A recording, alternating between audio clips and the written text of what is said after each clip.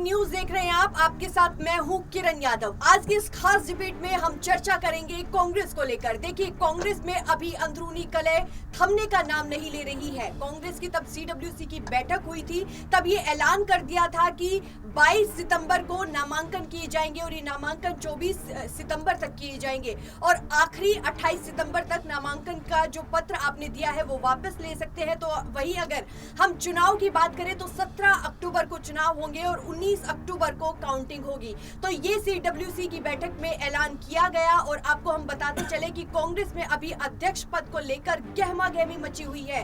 कांग्रेस के हाईकमान की तरफ से जो अशोक गहलोत है, राजस्थान के मुख्यमंत्री, उनका नाम सबसे आगे आ रहा है। लेकिन आज जो खबर आई वो ये आई है कि शशि थरूर भी इस रेस में अपने आप को आगे मान रहे हैं। तो आज की इस डिबेट में हम चर्चा करेंगे कि आखिर कांग्रेस का बॉस कौन होगा, आखिर इस कांग्रेस के अध्यक्ष पद की कमान किसे मिलेगी। तो मेरे साथ ही आसिफ जुड़े हुए हैं। सबसे पहले आपका स्वागत है। जी शुक्रिया। देखिए, मेरा आपसे सबसे पहले यही सवाल रहेगा कि एक तरफ भारत जोड़ो यात्रा राहुल गांधी की तरफ से की जा रही है कांग्रेस को स्ट्रॉन्ग करने के लिए, तो वहीं दूसरी तरफ कांग्रेस में ही अंदरूनी कलह चल रही है कांग्रेस के अध्यक्ष पद को लेकर। तो इस पर आप क्या कहेंगे? देखिए किरण जी, जहाँ तक सवाल अध्यक्ष पद की है तो इसको हम सिलसिलेवार तरीके से अगर हमारा समझें तो ज़्यादा समझ में आएगा। और वो ये कि देखिए, कांग्रेस की दरअसल मजबूरी अध्यक्ष पद नहीं है। कांग्रेस की मजबूरी ये है कि उन्हें एक ऐसा लीडर चाहिए जो वाकई में उन्हें लीड कर सके, जिसके आज देश में कमी नहीं, कांग्रेस में कमी है। आज हमारा आप देख रहे हैं कि कांग्रेस की जो सबसे बड़ी समस्या है वो ये है कि वो गांधी परिवार से बाहर ही नहीं निकल पा रहा है। कभी सोनिया गांधी की तरफ रुख करते हैं, कभी राहुल गांधी की तरफ, कभी प्रियंका गांधी की तरफ। लेकिन अगर हमारा गौर फरमाएं तो हम सबको समझ में आएगा कि भाई एक से एक दिग्गज हैं आज कांग्रेस में, उन्हें आप मौका क्यों नहीं देते हैं। अब देखिए, जब गांधी परिवार से दूर नहीं जा रहे हैं, जब राहुल गांधी तैयार नहीं हो रहे हैं, तब अब अक्टूबर, जैसा कि आपने शुरुआत में ही बता दिया कि अक्टूबर के महीने में ही होने वाला है, तो अब खेल यहाँ हुआ कि अब उन नेताओं को मौका दिया जाए जो कांग्रेस की ज़्यादा चापलूसी करते हैं, जो कांग्रेस की ज़्यादा खुलकर जो है उनका जो है समर्थन करने में लगे रहते हैं। और इस रेस में आगे हैं रणदीप सुरजेवाला साहब हैं और अशोक गहलोत, जिसका आपने नाम बताया। रणदीप सुरजेवाला को उनको इनाम मिल गया उनके चापलूसी करने का, उन्हें राज्यसभा तो भेज दिया गया। अब नाम आ गया अशोक गहलोत का। अशोक गहलोत सीएम तो हैं, लेकिन सचिन पायलट की जो तैयारियां हैं, उनके जो गुट समर्थन कर रहे हैं, उस लिहाज से सीएम पद से उनका पत्ता कटने का नाम आ रहा है। इस लिहाज से माना जा रहा है कि उन्हें मौका दिया जाएगा। लेकिन इस रेस में फिर कूद जाते हैं, जैसा कि आपने बताया, शशि थरूर साहब। आज वो मिलने भी गए, सोनिया गांधी से मिलने गए, लेकिन जैसे मिलने गए तो उनके एक और जो चापलूसी करने वाले हैं उन्हें बड़ी मिर्ची लग गई। वो है जय रमेश साहब जी। अब वो कहते हैं कि भाई सोनिया गांधी से किसी को परमिशन या आज्ञा लेने की जरूरत नहीं है, जिसको चुनाव लड़ना लड़ जाइए।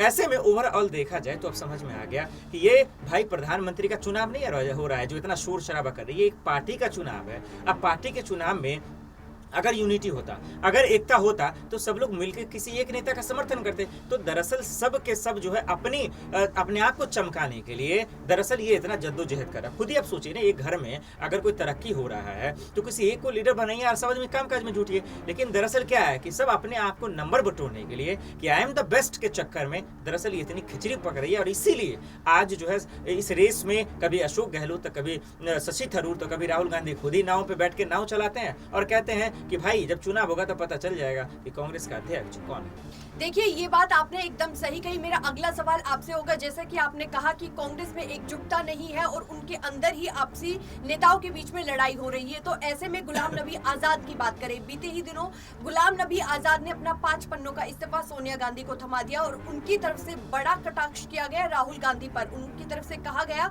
कि राहुल गांधी बड़े फैसले खुद नहीं लेते, उनके पीए और उनके गार्ड्स लेते हैं। तो वही तब गुलाम नबी आजाद ने अपनी सबसे पहली रैली तब कांग्रेस का हाथ छोड़ दिया था। उसके बाद उन्होंने सबसे पहले अपनी रैली की थी जम्मू कश्मीर में और उनकी तरफ से न केवल राहुल गांधी पर लेकिन उन्होंने सोनिया गांधी पर भी कटाक्ष किया, प्रियंका गांधी वाड्रा पर भी किया। और उन्होंने कहा कि जो कांग्रेस में जो फैसले लिए जाते हैं वो हाईकमान या फिर बड़े नेताओं की सूझबूझ से नहीं लिए जाते हैं। साथ ही उन्होंने ये भी आरोप लगाया कि कांग्रेस में अब उन्हें तवज्जो नहीं मिल रहा है। अगर हम बताते चले आपको कि देखिए, कांग्रेस का साथ ज्योतिरादित्य सिंधिया जो कि एक वरिष्ठ नेता थे कांग्रेस के, उन्होंने छोड़ दिया, कपिल सिब्बल ने छोड़ दिया। अब अगर हम बात करें, देखिए सुनील जाखड़ ने छोड़ दिया और गुजरात में हार्दिक पटेल ने भी साथ छोड़ दिया। तो ऐसे में अब गुलाम नबी आजाद ने भी कांग्रेस का हाथ छोड़ दिया, साथ छोड़ दिया और उनकी तरफ से तमाम आरोप लगाए गए। तो आपको क्या लगता है है कि आखिर क्या वजह है कि जो कांग्रेस के जितने भी वरिष्ठ नेता है, कद्दावर नेता है, जो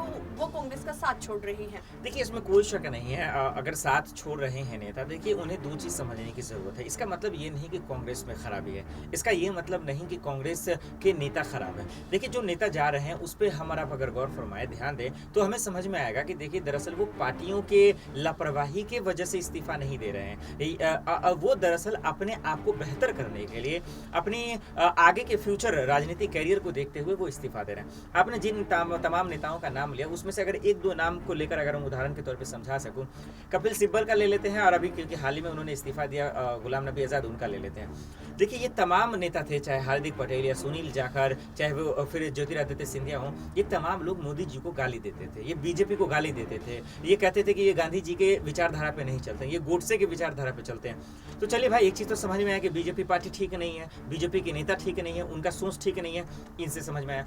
अब बीजेपी कमजोर है, बीजेपी में बीमारी है, बीजेपी में माफ कीजिए कांग्रेस में बीमारी है, तमाम खराबी है, और ये नेता उसकी वजह से साथ छोड़ रहे हैं, राहुल गांधी का साथ छोड़ रहे हैं। तो अब यहाँ तक समझ में आता है कि ठीक है, यहाँ तक तो ठीक है, आपने साथ छोड़ दिया क्योंकि आपके सही सोच के हिसाब से नहीं है। लेकिन जब आप ही बीजेपी में चले जाते हैं तब तो समझ में आता है कि भाई पार्टी खराब नहीं है, क्योंकि आप कभी बीजेपी को गाली देते हैं, कभी कांग्रेस को खाली गाली देते हैं, तो फिर इसका मतलब तो गलत आप हैं, क्योंकि आपके लिए एक वक्त में बीजेपी अच्छा है, एक वक्त में कांग्रेस अच्छा है, ये कैसे हो सकता है? आसिफ, मैं आपको यहाँ पर 1 मिनट के लिए रोकना चाहूंगी। देखिए, जैसा कि जयराम रमेश की तरफ से बयान दिया गया, आरोप लगाया गया गुलाम नबी आजाद पर। उन्होंने कहा कि गुलाम नबी आजाद ने जो प्रधानमंत्री नरेंद्र मोदी रोए थे, उनके आंसुओं का कर्ज उतारा है। और देखिए, गुलाम नबी आजाद ने अपना आधे से ज्यादा जीवन कांग्रेस के लिए बिता दिया, और जैसे ही उन्होंने कांग्रेस का साथ छोड़ दिया, वैसे ही जयराम रमेश की तरफ से ये कटाक्ष किए गए। तो एक तरह से उन्होंने कांग्रेस के लिए जितना काम किया उस सब पर पानी फेर दिया गया है।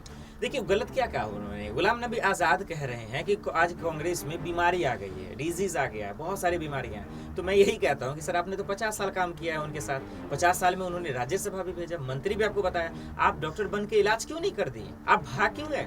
देखिए अच्छे नेता जिम्मेदारियों से भागते नहीं है, अच्छे नेता जिम्मेदारियों रिस्पॉन्सिबिलिटी को हटाते नहीं है, वो उन चीज़ों को निभाते हैं। तो आप तो भाई समझदार नेता थे, तजुर्बेकार नेता थे, लेकिन क्लियर आप बता ना दीजिए कि आपको दरअसल अब कुछ और मलाई खाना है तो वहाँ जाना था, लेकिन ये खुलकर नहीं कहेंगे। तो दरअसल यही है कि कहीं ना कहीं जो नेता जा रहे हैं वो उन्हें लग रहा है कि अभी कांग्रेस फिलहाल सत्ता में नहीं आएगी, अभी स्ट्रगल का वक्त है, संघर्ष का वक्त है, तो इससे अच्छा है कि चलो भाई बीजेपी में चले जाते हैं, चापलूसी करेंगे और फिर जो अपना मिलेगा उसका फायदा उठाएंगे। यही खेल चल रहा है। आसिफ ने मेरे तमाम सवालों के जवाब बेहतरीन तरीके से उनका जवाब दिया है, और अब देखना ये होगा कि 17 अक्टूबर को कांग्रेस को आखिर कौन सा नया चेहरा कांग्रेस का बॉस होगा, कांग्रेस के अध्यक्ष पद की कमान संभालेगा। हमारी लगातार नजर बनी हुई है कांग्रेस से जुड़े तमाम मुद्दों पर, और अब ऐसे में देखना दिलचस्प होगा कि क्या ये कांग्रेस के अंदर जो अंदरूनी कलह चल रही है, आखिरकार इस पर विराम कब लगेगा। फिलहाल के लिए इस खास कार्यक्रम में बस इतना ही, लेकिन देश और दुनिया से जुड़े हुए तमाम बड़े मुद्दों के लिए